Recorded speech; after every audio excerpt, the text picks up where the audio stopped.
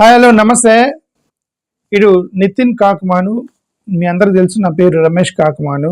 అంటే ఇద్దరు సర్నేమ్ ఒకటంటే ఇడు మా అన్న కొడుకు. ఈ రోజు నుంచి వీడు నన్ను ఇంటర్వ్యూ చేస్తానని చాలా రోజుల నుంచి అడుగుతున్నాడు. బాబాయ్ నేను పొలిటికల్గా కొన్ని ఇంటర్వ్యూ చేయాలని అడుగుతున్నాడు చాలా రోజుల నుంచి.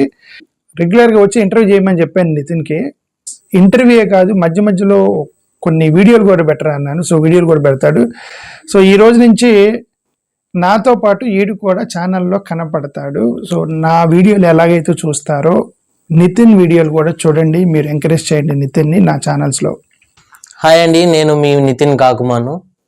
నేను చాలా రోజుల నుంచి మా రమేష్ బాబాయ్ ఛానల్లో ఇట్లా ఇంటర్వ్యూ చేయాలని చాలా రోజుల నుంచి అనుకుంటా ఉన్నాను.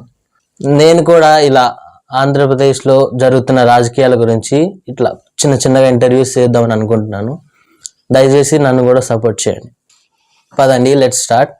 రమేష్ బాబాయ్, ఆంధ్రప్రదేశ్ రాజకీయం గురించి నువ్వేమనుకుంటున్నావు? ఒక నట్షెల్గా ఒక చిన్న మొక్కలో చెప్పు. అంటే ఆంధ్రప్రదేశ్ గురించి, ఆంధ్రప్రదేశ్ పరిస్థితి చూస్తే ఏంటంటే ఎవరికి క్లారిటీ లేనటువంటి రాజకీయం, అంతా భయంతో బతుకుతున్న రాజకీయం ఇది. క్లారిటీగా ఉన్న ఒక రాజకీయ నాయకుడు లేడు ఆంధ్రప్రదేశ్లో. అందరూ కూడా కన్ఫ్యూజన్లో ఉన్నారు. అంటే భారతీయ జనతా పార్టీ కేంద్రంలో చాలా బలంగా ఉండి రీజనల్ పార్టీలని ఒకవేళ వాళ్ళకి వ్యతిరేకంగా వెళ్తే ఏం జరిగిద్దో నేను భయంలోకి అన్ని రీజనల్ పార్టీల్లోకి నెట్టేసింది భారతీయ జనతా పార్టీ. ఇది మేబీ భారతదేశ చరిత్రలో ఇది ఎప్పుడు జరగలే. ఇది ఎప్పుడో గతంలో బ్రిటిష్ వాళ్ళు ఉన్నప్పుడు, మొఘల్స్ ఉన్నప్పుడు ఆ భయం ఉండేది కదా, ఆ భయాన్ని క్రియేట్ చేశారు. ఇప్పుడు వీళ్ళు రీజనల్ పార్టీలన్నీ భయపడుతున్నారు, మనం వ్యతిరేకంగా ఏమైనా వెళ్తే ఏం జరిగిద్దా అని. మరి అలాంటి సిచ్యువేషన్లో ఆంధ్రప్రదేశ్ కూడా అదే పరిస్థితిలో ఉంది. ఇప్పుడు వీళ్ళందరూ ఏ పొలిటికల్ పార్టీ కూడా ఇప్పుడు బీజేపీకి వ్యతిరేకంగా వెళ్తే ఏం జరిగిద్దానని భయంతోటి, కన్ఫ్యూజన్ తోటి వీళ్ళు కన్ఫ్యూజ్ చేసుకొని వాళ్ళు భయపడుతూ, ఇది confused politics in Andhra Pradesh at present అని నేనైతే అనుకున్నా. సరే, ఒక్కొక్కరి గురించి చూద్దాం. ఓకే, ఇప్పుడు పవన్ కళ్యాణ్ అన్నాడు, మళ్ళీ అతని గురించి మీ అభిప్రాయం ఏంటి? Pawan Kalyan basically is an actor. ఆయన నటిస్తూ ఉన్నాడు. పార్టీ పెట్టిన దగ్గర నుంచి అతను నటిస్తూ ఉన్నాడు. సినిమాలో నటించాడు, ఇప్పుడు కూడా నటిస్తూనే ఉన్నాడు. అతను చెప్పే ప్రసంగాలు, అతను చెప్పే మాట మొత్తం కూడా నేను నటనని నేను అనుకుంటున్నా. ఎందుకంటే అతను పార్టీ పెట్టినప్పుడు ఒక చెగువీర అని ఒక సిద్ధాంతం పట్టుకొని వచ్చాడు.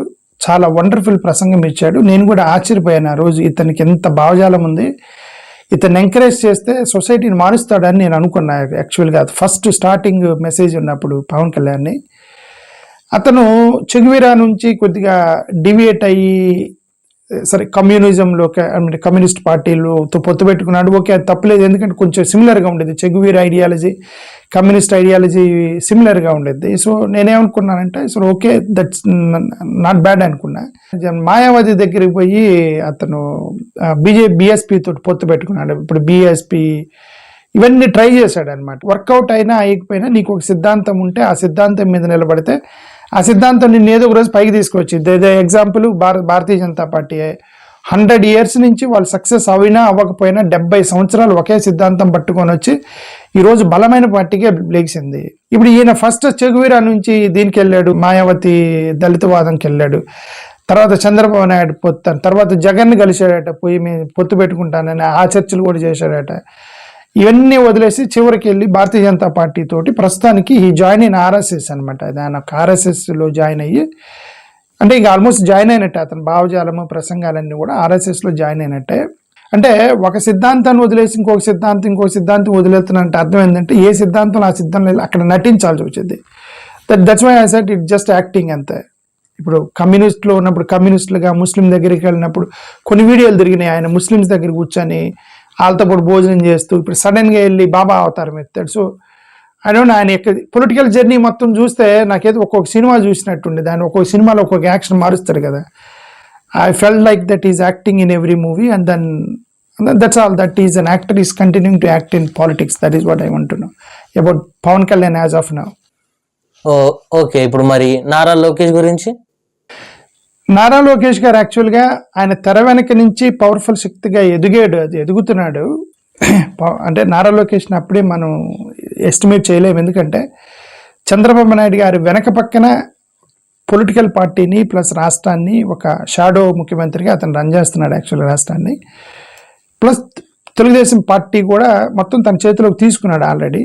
తనే ఎవరికి ఏం చేయాలి మొత్తం కూడా నారా లోకేష్ చేస్తున్నాడు. కానీ బట్ ఇండిపెండెంట్గా చేయగలడా లేదా అనేది టెస్ట్ చేస్తే తప్ప అతనికి మనం చెప్పలేము. ఎందుకంటే ఇప్పుడు చంద్రబాబు నాయుడు గారు ఒక పులి లాంటివాడు, సింహం లాంటివాడు, ఒక senior most politician Chandrababu Naidu. ఆయన తెర వెనక చంద్రబాబు నాయుడు గారు వెనకుండి అతను పనిచేస్తున్నాడు. అయితే చంద్రబాబు నాయుడు గారు ఉన్నారు కాబట్టి ఇతన్ని గౌరవిస్తున్నారా, చంద్రబాబు నాయుడు ముఖం చూసి నారా లోకేష్కి భయపడుతున్నారా, ఇవన్నీ తెలియాలంటే చంద్రబాబు నాయుడు గారు రాజకీయం తప్పుకొని అతను ఒక్కడే నిలబడి రాజకీయం చేసిన రోజు అతని కెపాసిటీ బయటపడింది. అంతవరకు we have to treat him as son of Chandrababu Naidu. అదే నా ఉద్దేశం. అది వితౌట్ చంద్రబాబు నాయుడు నారా లోకేష్ని మనం కలిసి చూడలేము ఇప్పుడు ప్రస్తుతం యాజ్ ఆఫ్ నౌ.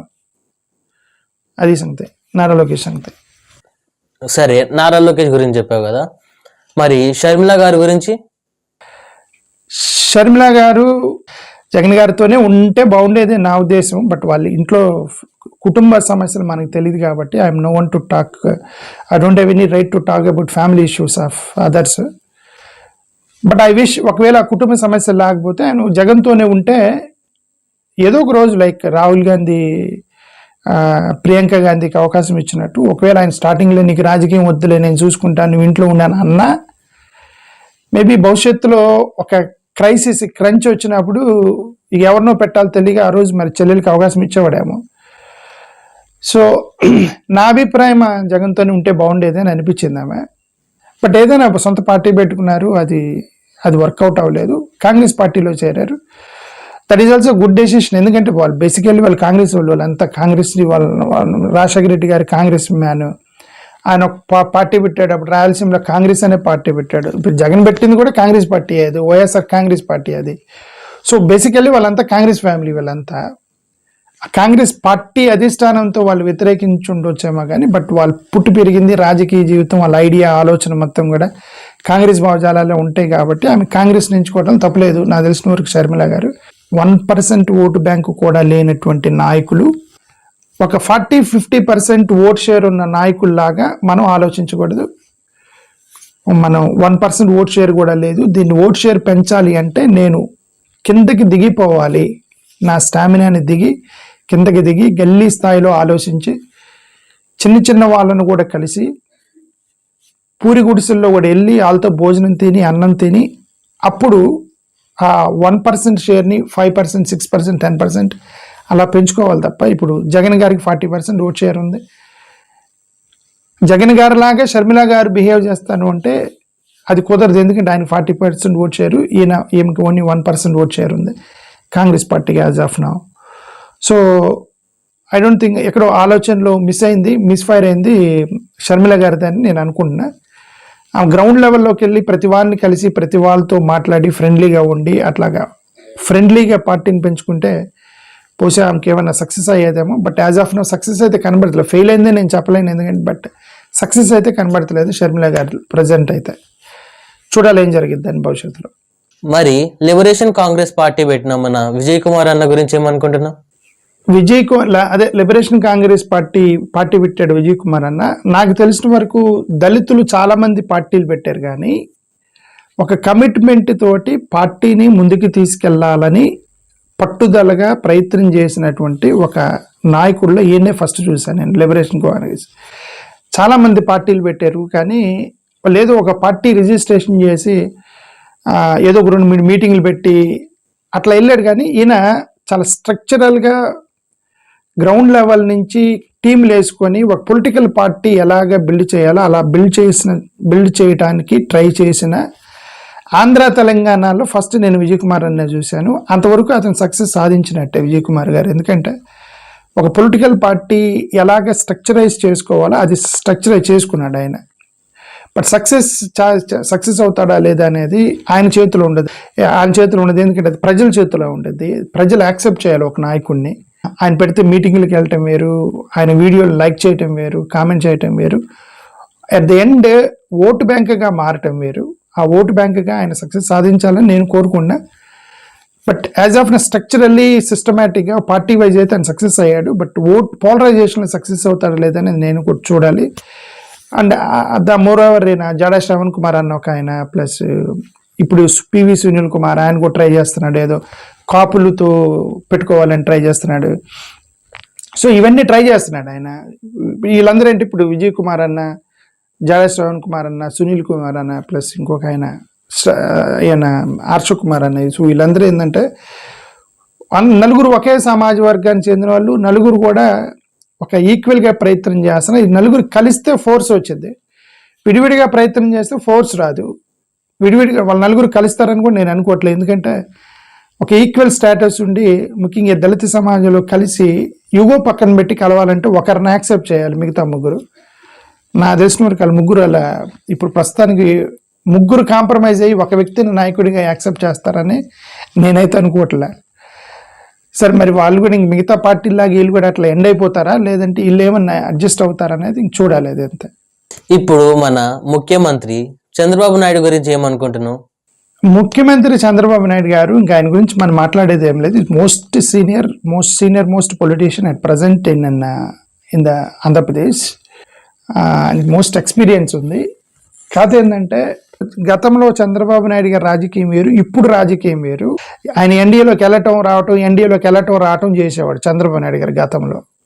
ఎందుకంటే గతంలో రాజశేఖర రెడ్డి గారు ఆయన ప్రత్యర్థిగా ఉండేవాడు. రాజశేఖర రెడ్డి గారు, మరిచానారెడ్డి, ఇట్లా వీళ్ళందరూ కూడా ఎవరు కాంగ్రెస్ వాళ్ళు ఆయనకి ప్రత్యర్థులు. ఆయనకి ప్రత్యర్థులు కాంగ్రెస్ అయినప్పుడు ఆయన ఎన్డీఏలోకి వెళ్ళేవాడు. ఎన్డీఏలో బెదిరించేవాడు చంద్రబాబు నాయుడు వాళ్ళని. ఎందుకు ఆయన బెదిరించినా సరే ఆయనకి కాంపిటీషన్ లేదు, ఎన్డీఏలోకి కాంపిటీషన్ లేదు చంద్రబాబు నాయుడికి. గతంలో చూస్తే ఎన్డీఏలోకి కాంపిటీషన్ లేకపోవటం వల్ల ఆయన ఎన్డీఏలో పెద్ద పెద్ద వాళ్ళని కూడా బెదిరించాడు. ఎన్టీ రామారావు కూడా బెదిరించాడు. ఓకే, బెదిరించి అక్కడ ఏదో కొన్ని తెచ్చుకోవడం అవన్నీ చేసేవాడు. ఎందుకంటే రాజశేఖర రెడ్డి గారు ఇప్పుడు ఆయన ఎన్డీఏలోకి వెళ్తూ, మరి చెన్నారెడ్డి, రోసయ్య వీళ్ళందరూ ఏమి వెళ్ళరు కదా ఎన్డీఏలోకి. బట్ ఇప్పుడు డిఫరెంట్ సిచ్యువేషన్లో ఇరుక్కున్నాడు ఆయన. అదేంటంటే జగన్మోహన్ రెడ్డి, నాకు తెలిసిన వరకు జగన్ ఎన్డీఏలోకి వెళ్ళడు, కానీ చంద్రబాబు నాయుడుకి భయం ఉంది. ఇప్పుడు నేను ఏమైనా తేడా చేస్తే జగన్ ఎన్డీఏలోకి వెళ్తాడేమో, నన్ను బయటికి నెడతాడేమో అని భయంలో చంద్రబాబు నాయుడు గారు ఉండి ఆయన ఏమి చేయలేక, ఈ జగన్కి స్కోప్ ఇస్తే నన్ను ఆ ఎలియన్స్ నుంచి బయటికి నెట్టి జగన్ లోపలికి వెళ్తాడేమోనని భయంతో ఆయన అక్కడ ఏమి అడగలేక, ప్రశ్నించలేక ఆర్ఎస్ఎస్ వాళ్ళని, భారతీయ జనతా పార్టీని ప్రసన్నం చేసుకుంటూ ముందుకెళ్ళటం తప్ప నాకు ఆప్షన్ లేదని ఆయన ఒక అవగాహనకు వచ్చి రాష్ట్రాన్ని అలా ముందుకు తీసుకెళ్తున్నాడు. ఆయన ఇప్పుడున్న పొజిషన్ అదే ఆయనది. ఎందుకంటే ఆయన ఏమాత్రం తేడా కొడితే జగన్ వెళ్తాడని ఆయన భయం. బట్ జగన్ వెళ్ళకపోవచ్చు, ఎందుకంటే జగన్ కూడా రాజశేఖర రెడ్డి గారు లాంటివాడు కాబట్టి ఆయన ఎన్డీఏలోకి వెళ్ళేవాడు కదా ఎప్పుడు జగన్. ఒకవేళ జగన్ ఎన్డీఏలోకి వెళ్ళేవైతే గతంలో వెళ్ళిండేవాడు కదా. బట్ ఆయనతో తెర వెనక సంబంధాలు ఉన్నాయి, ఒకవేళ ఏమన్నా వెళ్తాడేమోనని భయం చంద్రబాబు నాయుడులో బాగా గట్టిగా గిల్లి పట్టుకుంది ఆయనకి. కాబట్టి బీజేపీ వాళ్ళని వ్యతిరేకించే పొజిషన్లో లేడు. గతంలో వ్యతిరేకించాడు, ఎందుకంటే కాంపిటీషన్ లేదు. నేను బెదిరిస్తే వాళ్ళు బెదిరిపోతారు అనుకునేవాడు గతంలో. ఇప్పుడు అలా లేదు, నేను బెదిరిస్తే జగన్కి వెళ్తారేమోనని భయంలో ఉన్నాడు. కాబట్టి ఏమైనా డిఫరెంట్ సిచ్యువేషన్ని హ్యాండిల్ చేస్తున్నాడు ఆయన. అది చూడాలి, అది ఏం జరిగేది అనేది. మరి ఇప్పుడు నువ్వు 2024 ఎలక్షన్స్ టైంలో బాగా ప్రమోట్ చేసిన మన జగన్ అన్న గురించి ఏమనుకుంటున్నావు? జగన్మోహన్ రెడ్డి గారు యాక్చువల్గా నేను ఆయన్ని 2024లో ఒక కార్యకర్త కంటే ఎక్కువగా నేను ప్రమోట్ చేశాను జగన్మోహన్ రెడ్డి గారిని. ఇప్పుడు కూడా నాకు జగన్మోహన్ రెడ్డి గారితో పెద్ద ప్రాబ్లం ఏం లేదు. నేను అంటే ఒక నాయకుడు, ఒక సెక్యులర్ నాయకుడు ఎలా ఉండాలో జగన్ అలానే ఉంటాడు, 100% ఆయన ఉంటాడు. బట్ నేను యాక్సెప్ట్ చేయలేకపోయాను ఏంటంటే that he's supporting Bharatiya Janata party. అది దానికి నీడ్ బేస్డ్ అయినా ఏదైనా చెప్పనివ్వండి, దాన్ని సపోర్ట్ చేస్తున్నాడు. అదొక్కటే నాకు కొద్దిగా ప్రాబ్లం అనిపించింది. Otherwise Jagan is okay. ఈ పొలిటికల్ పార్టీలో మరి వాళ్ళ క్యాలిక్యులేషన్స్, వ్యూహాలు, స్ట్రాటజీలు అంటారు. అది that is beyond my capacity and beyond my hand. అది నరేంద్ర మోడీ గారికి కాంగ్రెస్ కోటేరుగా ఎందుకు? ఆయన భావజాలం వేరు, ఆయన ఐడియాలజీ వేరు. రాహుల్ గాంధీ బీజేపీ కోటేయుడు, నరేంద్ర మోడీ కాంగ్రెస్ కోటేయుడు. అంతే వేయరు, వాళ్ళ ప్రాణం పోయినా వేయరు కదా వాళ్ళు. ఎందుకంటే వాళ్ళ ఆలోచన వేరు, ఈయన ఆలోచన వేరు. అలాగే మనం కూడా ఏంటంటే మనకు కూడా అదే చిన్నప్పటి నుంచి we have some secular idea, strong secular idea ఉంది మనకి. స్ట్రాంగ్ సెక్యులర్ ఐడియా ఉన్నప్పుడు పార్టీ అని చెడ్డదేం కాదు, మోడీ గారు చెడ్డోడేం కాదు, కానీ వాళ్ళ ఐడియా మన ఐడియా ఒకటి కాదు. ఇప్పుడు మన మోడీ గారు, రాహుల్ గాంధీ వాళ్ళిద్దరు కూడా శత్రువులేం కాదు. వాళ్ళని ఒకరినొకరిని కొట్టుకోరు, చంపుకోరు. అది మన ప్రియాంక గాంధీ పోయి నరేంద్ర మోడీ గారితో టీ తాగారు వాళ్ళు. సో వాళ్ళందరూ ఏంటంటే వ్యక్తులుగా అందరు కలిసే ఉంటారు, మనుషులుగా కలిసే ఉంటారు, బట్ పార్టీలుగా విడిపోయారు, సిద్ధాంతాలకు విడిపోయారు. కాబట్టి ఆ సిద్ధాంతంలో ఉన్న వాళ్ళు వీళ్ళకి సపోర్ట్ చేయరు, ఈ సిద్ధాంతంలో వాళ్ళకి సపోర్ట్ చేయరు. సో అలాగే మనం కూడా ఏంటంటే మనది యాంటీ ఎన్డీఏ సిద్ధాంతం కాబట్టి దానికి మద్దతు ఇవ్వకపోతే బెటర్ అని నేను జగన్ గారిని బలంగా కోరుకున్నాను. మరి ultimately that's not in my hand, it is in their hand. Rajasekhara Reddy గారి లాగా యాంటీ ఎన్డీఏ ఫోర్స్లో ఉండాలని నేను కోరుకున్నాను. అది అంతే జగన్ గురించి. అది రీసెంట్గా రాహుల్ గాంధీ నుంచి ఈమెయిల్ వచ్చిందన్ను, ఏంటి మరి కాంగ్రెస్లో జాయిన్ అవుతున్నావా? రాహుల్ గాంధీ నుంచి మొన్న మెసేజ్ వచ్చిందంటే మరి అందరితో పాటు నాకు పంపించుంటారు. That is not so serious email అని నేనైతే అనుకున్నా. ఓకే, కాకపోతే ఏంటంటే నేనేదో ఒక సమతా రాష్ట్ర అని చెప్పేసి ఒక దాన్ని నేను ప్రమోట్ చేస్తూ ఆయన ఎక్స్ప్లెయిన్ చేస్తూ ఒకటి మెయిల్ పెట్టాను అని మధ్య మధ్యలో కొన్ని సలహాలు ఇస్తూ యొక్క ఈమెయిల్ ఐడి తోటి అతను సంతకం చేసి నాకు రిప్లై ఇవ్వడంతో నాకు హ్యాపీ అనిపించింది. నేను వీడియో పెట్టాను అప్పుడు. ఓకే, ఈ మధ్య ఏంటి సమతా రాష్ట్రాన్ని పట్టుకొని తిరుగుతున్నావు? సమతా రాష్ట్ర అనేది నేను కొత్తగా సృష్టించింది ఏం లేదు. అది డాక్టర్ బిఆర్ అంబేద్కర్ గారు రాజ్యాంగంలో రాసిందే సమతా రాష్ట్ర. ది కాన్స్టిట్యూషన్ ఈజ్ ఎ సమతా కాన్స్టిట్యూషన్, ది ఇండియా ఈజ్ సమతా ఇండియా, భారత్ ఈజ్ సమతా భారత్, దిస్ ఈజ్ సమతా రాష్ట్ర.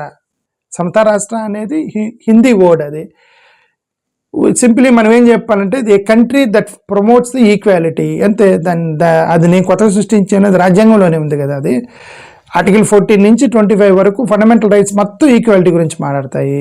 సో బట్ కాకపోతే ఏంటంటే వీళ్ళు భారతీయ జనతా పార్టీ డివియేట్ చేసింది, సమతా రాష్ట్రాన్ని డివియేట్ చేసి హిందూ రాష్ట్రగా ప్రమోట్ చేస్తూ అక్కడ కొంతమంది ముస్లిమ్స్ని మేము యాక్సెప్ట్ చేయము, క్రిస్టియన్స్ని యాక్సెప్ట్ చేయము, వీళ్ళు సెకండరీ ఉండాలి అని కొన్ని ఎవరు మోడీ గారు అమిత్ షా గారు వీళ్ళు చేయరు స్టేట్మెంట్లు.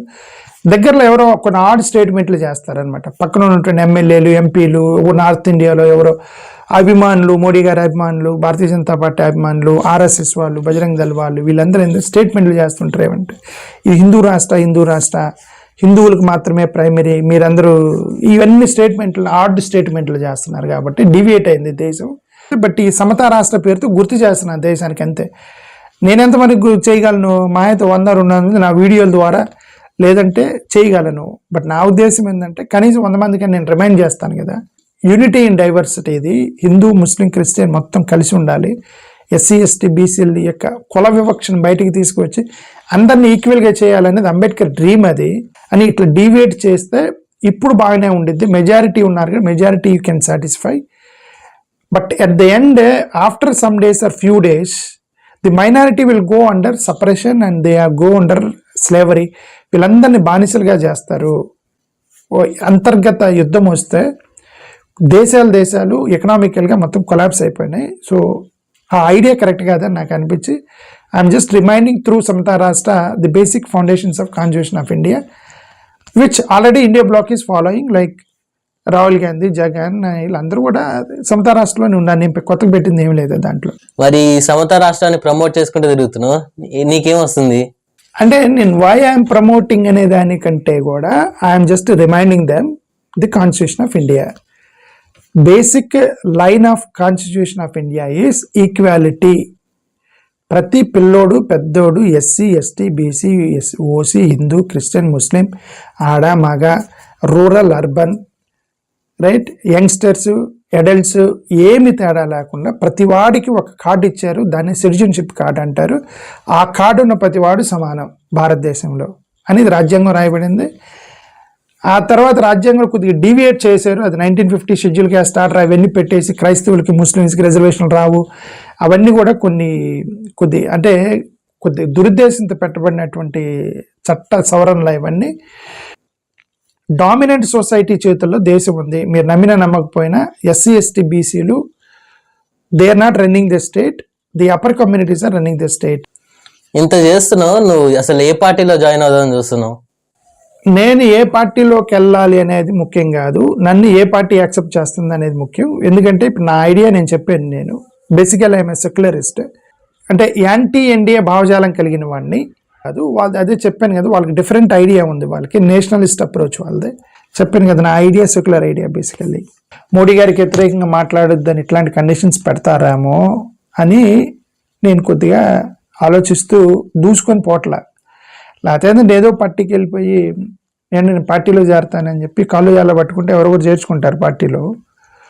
బట్ వాళ్ళు కండిషన్ పెడతారు, నువ్వు మోడీ గురించి మాట్లాడొద్దు, బీజేపీ గురించి మాట్లాడొద్దు అని వాళ్ళు కండిషన్ పెడతారేమో అని ఎక్కడో ఉంది మైండ్లో. సో ఇంతవరకు చూసినందుకు థ్యాంక్ యూ. ఇది నా ఫస్ట్ వీడియో కాబట్టి ఈ కొన్ని క్వశ్చన్స్ వదిలేస్తున్నా. నెక్స్ట్ వీడియోలో ఇంకా బలమైన క్వశ్చన్స్ చూద్దాం. అంతవరకు థ్యాంక్ యూ.